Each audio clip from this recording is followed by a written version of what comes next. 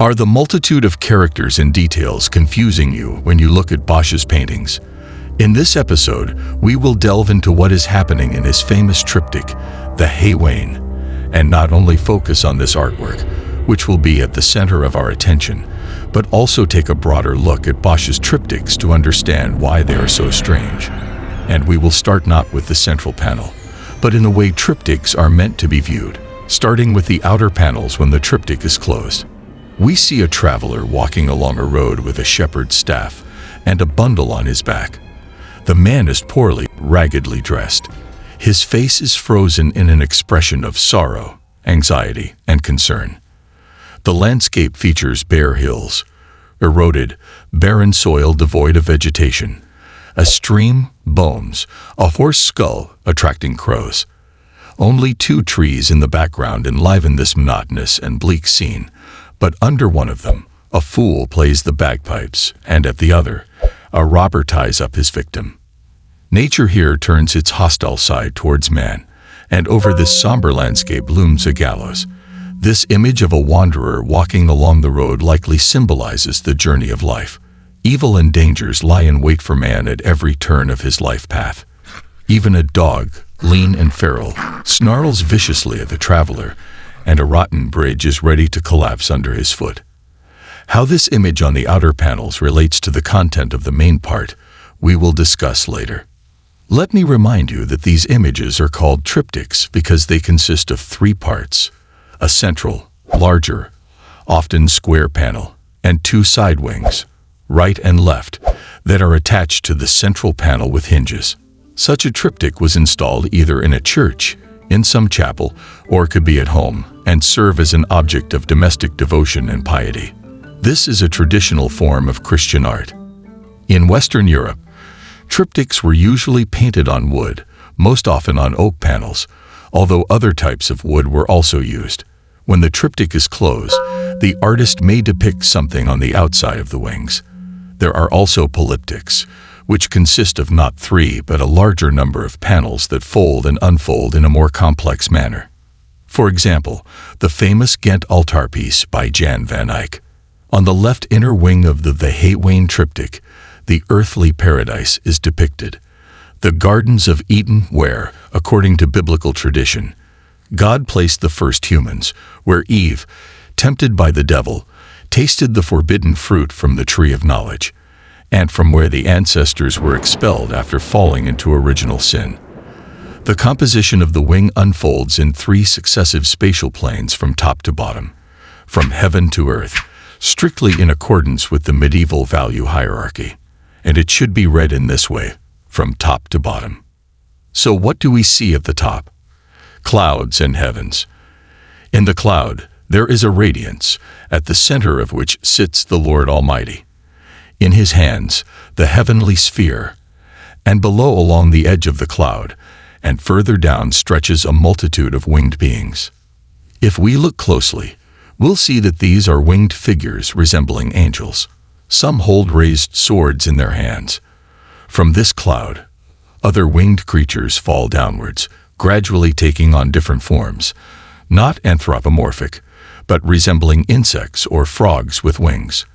We see the depiction of the narrative of the fall of the rebellious angels.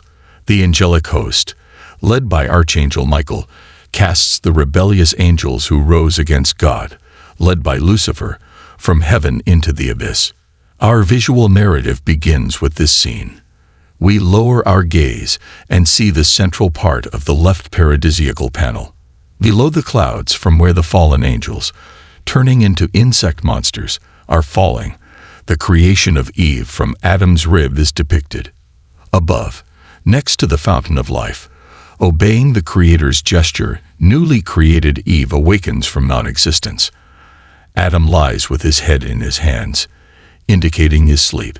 Eve stands next to the Lord.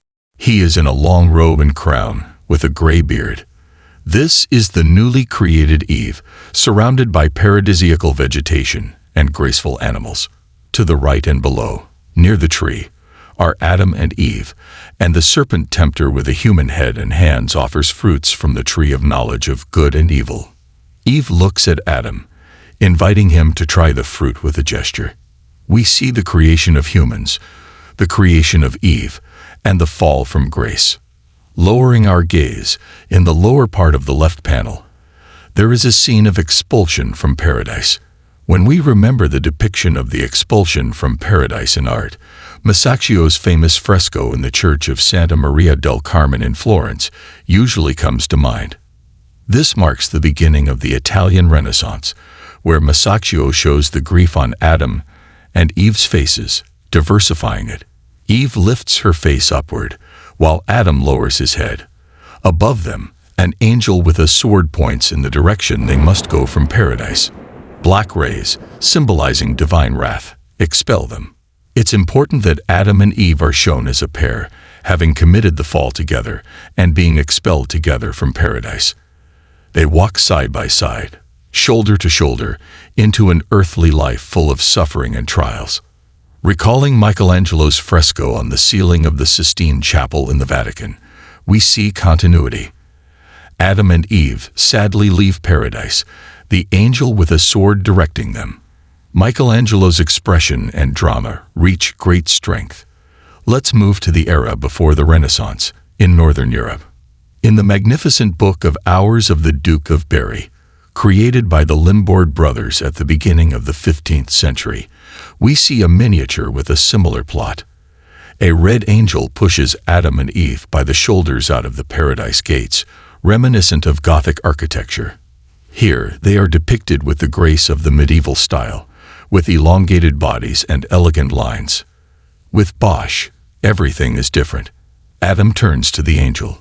His gesture with his right hand suggests that he is speaking to him. The archangel with multicolored wings and a sword raises it at Adam and Eve, driving them out of the paradise gates like a gardener scaring those caught stealing apples in the garden. He does not push them with a sword, as, for example, the angel does with Michelangelo, but nevertheless, a dialogue between them is clearly occurring. Adam raises his hand, seemingly ready to argue, presenting arguments for his innocence, while Eve, distressed by what has happened, turns to the right and is ready to proceed to where earthly life intertwines in a colorful tangle of sins. They do not leave paradise shoulder to shoulder, as seen in other depictions. There is noticeable space between them. Bosch moves Adam to the side, turns Eve in another direction, and she seems not present at this scene. She has a completely different role in this plot. She looks to the right, and perhaps Bosch wants to show that there is a huge difference between Adam and Eve, that they are not together, that they are apart. But it's not just about Bosch saying they are not a whole, that they are not united. One must wonder where Eve is actually looking. Her gaze, as if penetrating through the frame, is directed at the central panel. In the middle section of the triptych, a massive Haywain moves from left to right, from paradise to hell. And around it, human life buzzes and swirls. There are numerous attempts to interpret the narrative of this work. Recently, most researchers agree that it is based on an old Dutch proverb. The world is a Haywain, and everyone tries to grab as much as they can. The Haywain here becomes an allegory of material wealth and carnal pleasures, turning into a sinful center around which earthly life boils, and to which it gravitates. Bosch's Ship of Fools served a similar allegorical role, but here, instead of people sailing on a ship, the ship, a gigantic hay-laden cart, passes before them, drawing them into a mad procession through life. Bosch unfolds this allegory into a grand symbolic picture of the world. However, the focus shifts from a calm, senselessly foolish, and thus sinful voyage through life's seas to an even more sinful, predatory, and destructive pursuit of worldly goods. People rush to the wagon, blinded by the desire for pleasure, trampling and cutting each other down, perishing under the wheels of this giant chariot. Let's look at the central panel from top to bottom. At the top of the central panel are clouds, and in their golden glow, we no longer see God the Father, but Jesus Christ with wounds on his hands and sides. Christ, after the crucifixion, ascended to heaven. He blesses the world below. Below is the haystack at the center of the triptych, surrounded by a crowd of people. Atop the stack is a company of 5 people. A sixth peeks from behind the bushes. A man and a woman in the center make music. He with a lute, she with sheet music. Another couple a bit further away hugs and prepares to kiss. On the left, an angel in blue clothing with pink wings prays to Christ, while on the right, a blue demon with butterfly wings and a peacock feather on its tail, a kind of Cupid of lust, plays a flute growing from its nose. What do we see here? Before us is the depiction of a love scene, conventional in nature, as playing the lute and joint music making by a man and a woman in the art of the Middle Ages and the Renaissance often symbolize romantic encounters. Here, behind their backs, an explicit love scene takes place, indicating trysts atop a haystack, which may symbolize one of the common sins. If we lower our gaze, we can see depictions of various sins. In the foreground, a colorful ribbon of human life unfolds before us. Here, a fat monk sits at a table with a glass in hand, while skinny nuns fill a huge sack with hay for him. Here, a jester plays the bagpipes, and a charlatan sets up shop under the sign of a burning heart and a salamander. The only healer of human suffering here, the entire secular and spiritual hierarchy, from the emperor to the lowest vagabond, from the pope to the monk, is drawn into a mad struggle for material values and marches toward its inevitable doom. All the people here are fighting for hay, trying to grab pieces of it. They clutch at the hay with their hands, use hooks on long poles and pitchforks, and even set up ladders to reach it. Below, we see them getting into fights over the hay. In the center, a pair of fighting women is depicted. One hits the other, while the one on the bottom protects a tuft of hay with her body. Besides greed, other sins are depicted here, such as gluttony and deceit. At the top, we see the music-making company symbolizing lust. In the central part, the wagon stands on 2 large wheels, with a massive cube-shaped haystack on it. To the right of the stack, we see monsters with human legs and fish bodies, or with fantastical heads. Demons dragging the wagon to the right. To the left of the haystack, a cavalcade of riders is depicted, a king or emperor, the pope in a tiara, and another person of high rank. They follow the wagon, behaving calmly, but their horses march directly behind the hay cart. The rest of the people are causing chaos. Bosch depicts 2 main actions, attempts to grab the hay and fights. We've already looked at one fight, now let's look at another. A fight among beggars. One of them, one-legged, is swinging a crutch, while another grabs his clothing and raises a knife. Nearby, a woman prays with a child in her arms, and at her feet lies what is likely a disabled person. This scene depicts characteristic methods of begging and what these beggars have on their minds. One can notice a group on the central panel, where a murder is depicted. One person plunges a knife into another's throat, and Bosch shows in detail the place where the knife entered and the blood around the blade. This murder occurred over hay. The pessimistic conception of earthly life that Bosch follows here has its roots in the general mindset of that era. In 1475, the 20-year-old Girolamo Savonarola wrote to his father, "The reason that led me to embrace monastic life was above all the complete worthlessness of the world, the duplicity of people, violence, adultery, theft, pride, idolatry, and harsh blasphemy. The world has reached the point where there is no one who acts righteously." This is how people of the Middle Ages viewed the beginning of a new era, from their perspective, where everything that happened in reality was a violation of the main principles of morality and behavior. There were grounds for such a conclusion: the corruption of the church, the secularization of the clergy, the self-serving nature of secular power at the time. These are facts too well known to dwell on in detail. But the reality of the European Renaissance also bore other potentials, which the ascetic and fanatic Savonarola did not see, and which Bosch keenly sensed. If worldly evil, taking the form of real-life situations, elicits a clear response from Bosch, he mocks, threatens, or, as in the outer panels of this triptych, joins its central character in mournful and anxious reflections on the essence of human existence. Then the world as a whole appears to him as a phenomenon of a much more complex order. Its nature is divine, yet the enemy of all mankind does not rest, and the earthly world becomes an arena for the cosmic forces of good and evil to fight over humanity.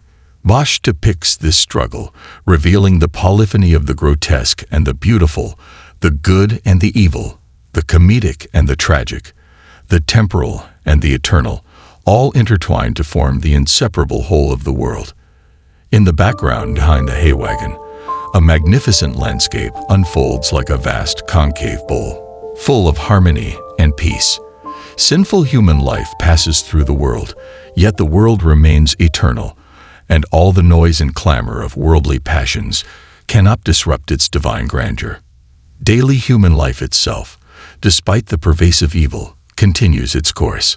Amidst its noise and hustle, next to a monk, a jester, and a charlatan, a woman washes a child, a meal roasts over a fire, and two women stand in anxious silence, seemingly listening to the life forming in one of their wombs, a scene remarkably reminiscent of the traditional depiction of the meeting of Mary and Elizabeth. The bustle of this multifaceted daily life constitutes its joyful beginning and carries something of the preordained order, something of a positive norm, not just the sinful errors of earthly life. Bosch's painting, ignited under bright light with vivid colors and flowing with the subtlest of shades, translates this scene into a festive, almost carnival-like spectacle. Bosch's world is far from the ascetic seriousness of the Middle Ages.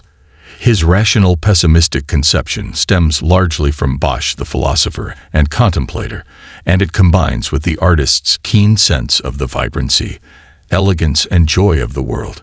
Yet here, people are blinded by sins and fail to see that the wagon is harnessed to a team of infernal creatures, dragging it and all of humanity straight to hell.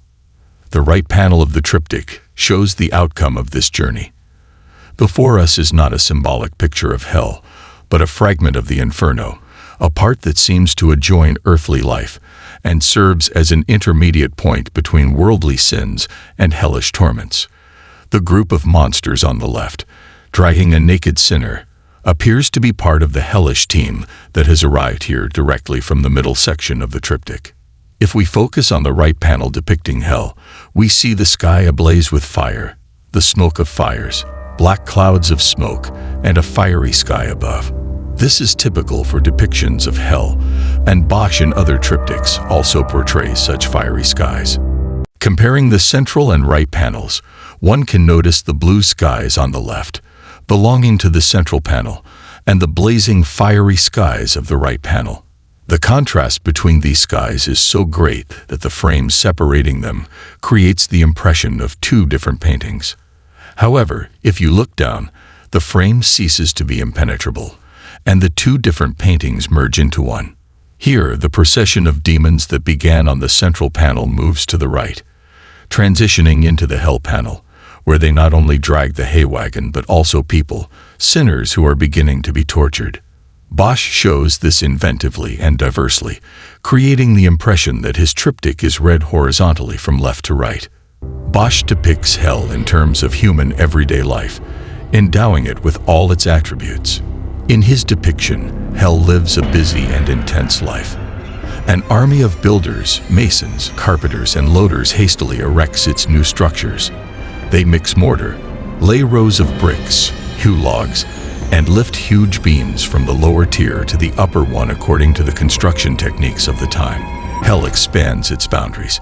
Anticipating a giant influx from the middle section of the triptych, it constructs its new districts while the old ones, in the background of the panel, operate at full capacity with the precision of a well-oiled machine. The images of its inhabitants are strikingly precise in their professional gestures and movements.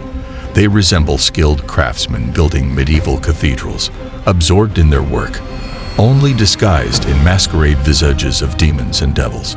Yet behind this masquerade, not devoid of cheerful humor, the parody of hell echoes a grim prophecy of retribution awaiting humanity for its sins. This is conveyed through the unprecedented concreteness of Bosch's hellish landscapes, their convincing clarity making the mystical realm of the Inferno as real as the familiar scenes of earthly life. In the complex pictorial structure of the altar, Bosch places narrative accents in such a way that they bind all its parts into a unified, meaningful whole. The figure of Eve in the foreground of the left wing of the triptych is directed forward towards the sinful temptations of earthly life. Her turn sets the direction for the movement of the entire middle section, from left to right, from paradise to hell. In the right wing, the figure of a sinner being dragged by the characters of the infernal team is still connected to the earth, looking back before finally proceeding into the dark depths of the underworld. This fuses the parts of the triptych into a single dynamic picture of human history from the creation of the progenitors through the fall and earthly sins to the horrors of otherworldly retribution. Based on this moral theological concept and a similar narrative compositional scheme, most of the altars of Bosch's mature and late periods are constructed. This is his late work, not precisely dated, but modern datings based on dendrochronological analysis indicate the mid-1510s. We understand that after 1516 Bosch wrote nothing more, so these are likely the last years of his life.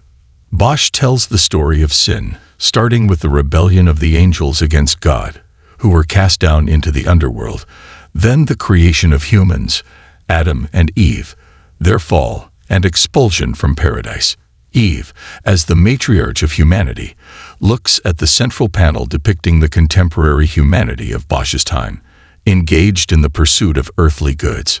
The hay in the painting symbolizes earthly goods, for which people fight and kill each other.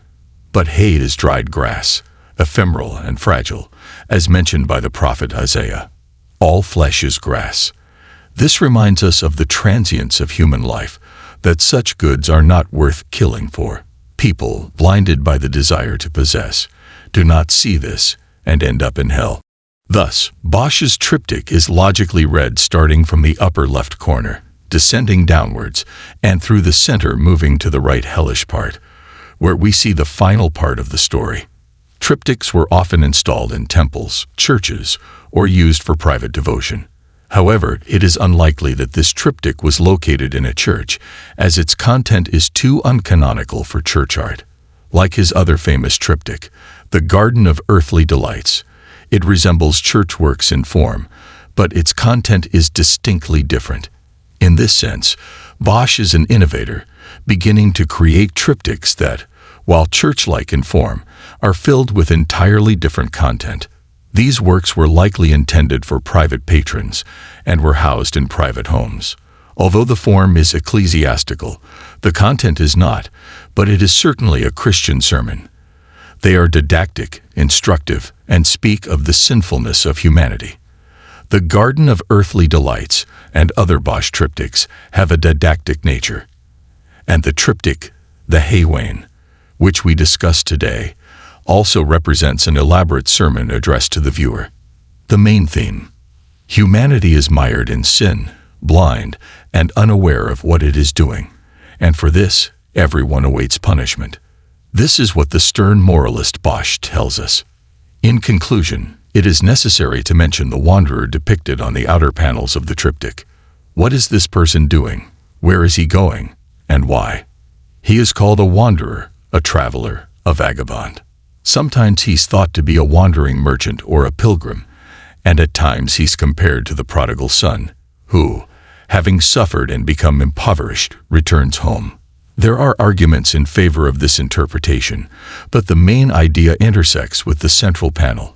A person walks the road of life, surrounded by terrifying things. To the left, robbers are mugging a man tied to a tree. To the right, a man and a woman dance to the sound of bagpipes, symbolizing greed and lust. Nearby are bones, reminding us of death, and a stream ahead, into which the wanderer might fall, especially considering that he is walking while looking back and fending off a dog with his staff. All this is an allegory of the difficult and dangerous path of life, full of sins, dangers, and temptations. Most people do not endure this path, as evidenced by the triptych The Haywain when unfolded. Bosch is known to the general public as the Professor of Nightmares, famous for his strange creatures, demons that mix anthropomorphic, zoomorphic forms, and plant elements, and he is often considered a precursor of surrealism. However, Bosch entered art history not only because of this. He was a deep philosopher, contemplating life and people. Thank you for watching, dear art lovers. Leave your comments, like if you enjoyed this video, and subscribe. Much more awaits you in the world of art. Until next time, this was Art Pastor with you.